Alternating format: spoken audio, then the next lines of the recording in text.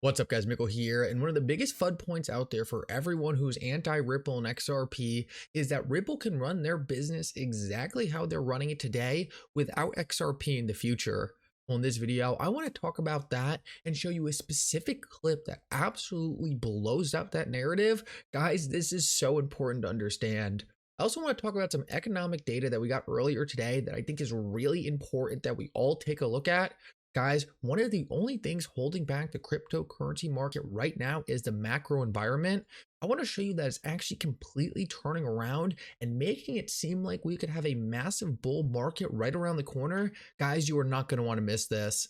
Like always, your support means so much to this channel. If you enjoy these videos, make sure to take a quick second to like this video and subscribe to my channel. It's really going to help me out so much. Also, if you ever need a good place to buy some XRP, make sure to check out my favorite exchange, Uphold, down in the description of this video. Guys, Uphold is giving away 100,000 XRP. Go sign up with Uphold using the link in the description of this video. With that said, let's jump right into it, and I hope you guys enjoy the content. So guys, I just want to start this video out and do a quick announcement. I'm actually going to try to start doing 12 p.m. Eastern live streams every day on my YouTube channel. So I tweeted that out earlier today. I did it. It was a ton of fun. I thought it was a great opportunity for all of you who watch this channel regularly to be able to interact with me and ask me questions. It's really hard to do it in the YouTube comment section because it's filled with scammers and you have to be super careful ever interacting with anyone down there. A lot of people are trying to pretend to be me. I'm sure you guys have all seen it by now, but the live streams should present a really good opportunity for you guys to be able to talk with me, ask me questions. And if you feel like you're jumping on these live streams a lot and you're not getting your questions asked, well, you could always subscribe to my private Twitter. That will give you free access to ask me anything and I'll answer all your questions. Just wanted to put this stuff out there. I wanted to give you guys more ways to be able to ask me questions that you might specifically want to know that I don't usually cover on this channel. Let's jump into the video, and I want to start off and just talk about the inflation data we got earlier today and what I believe is a massive misconception around the inflation data that a lot of people have. So earlier today, we got reassurance that inflation is coming down. Now, it was pretty much in line with expectations. It wasn't any faster than people thought. It wasn't any slower. It was pretty neutral, but I see this tweet constantly, and I think it's so important that I address it. Wendy O is one of the biggest cryptocurrency YouTubers out there, one of the biggest cryptocurrency personalities out there, and even she is making this extremely unfortunate mistake. And just to show you, she has 350,000 followers. So it's kind of shocking to me that she would be making this mistake, but I felt the need to call it out. So she tweeted out, "I don't know what's higher this morning, my anxiety or mainstream media for saying inflation is falling when in fact prices are not going down." So you might have just heard me read that and say, I'm thinking the same thing. Why are people constantly talking about inflation falling if prices aren't going down? And this is the thing I think it's really important to understand, because a lot of people are constantly telling me, when was the last time you went to the supermarket? When was the last time you bought something? How could you possibly say inflation is falling? So I just want to address this quickly because I think it's going to give people a much better understanding of everything happening. So there's a massive difference between inflation, disinflation, and deflation. Right? Inflation is what we all are accustomed to over the past couple of years, prices going up. What disinflation is prices going up slower than they were before. So rather than prices going up 5% every year or 8% every year like they were about 6 months ago, prices are now only going up 3% a year. So inflation dropped in that scenario, right? Inflation went from going up 8% a year to 3% a year, but we're still in inflation. That is disinflation. Inflation is still happening, but happening slower. What Wendy tweeted out is about deflation, things getting cheaper. Guys, no one is making the assertion we are in deflation. We are not in deflation. We are in disinflation. Inflation was too high. Inflation was at 8%, and the Federal Reserve's target for inflation was 2%. So prices don't have to go down to get to the Federal Reserve's target of 2%. They just have to stop increasing at the rate at which they were increasing and increase a little slower. So I hope that clears things up. The main reason why I talk about this so much is in order for big money to get back into the cryptocurrency market, they want to see a stable economy.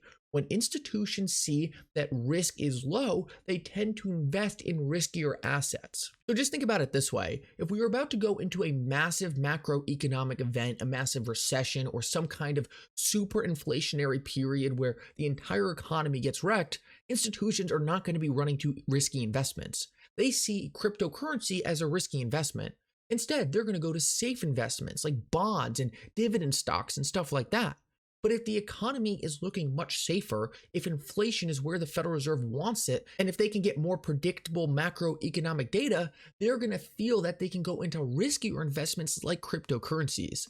That's the main reason I've been talking about this so much. And I just wanted to make it so clear to you guys that just because you don't see prices going down, it doesn't mean inflation isn't going away, because I think that's a big barrier for people really understanding what's happening. I just want to cover one other thing that people constantly talk about, and that's the data is manipulated. Why do you believe the data? Guys, whether or not you think the data is manipulated or not, what you need to understand is institutions invest based off the data that's manipulated or not manipulated. So whether or not you think it's manipulated or not, it's been being manipulated for the past 25 years. And historically, institutions, right, still invest at this 2% number, whether or not it's manipulated. So whether or not you believe the data is manipulated, wrong, or whatever, it doesn't matter, because institutions are still investing based off those numbers. So as I see it, regardless of what you think the number really is, institutions are going to start investing in riskier assets when we get to that 2% inflation number, regardless of it's fake or not.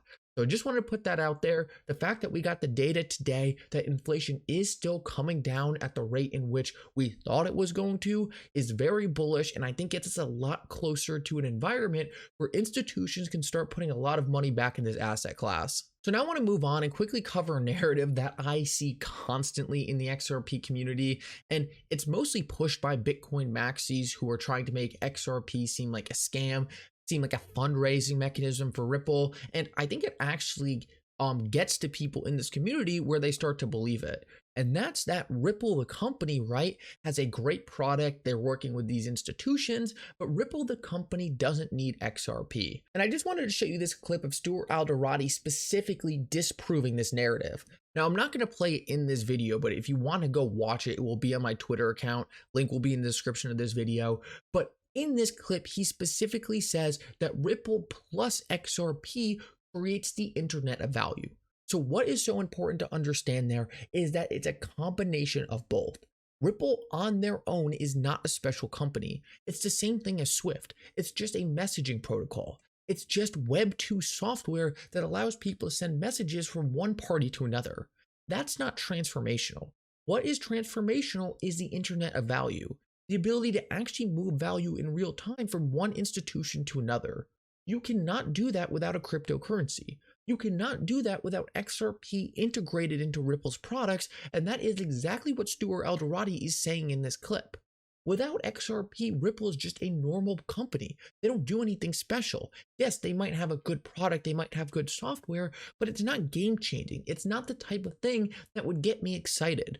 The part of Ripple's application, the part of Ripple's software that gets me excited is the XRP part, because that's the part that creates the internet of value.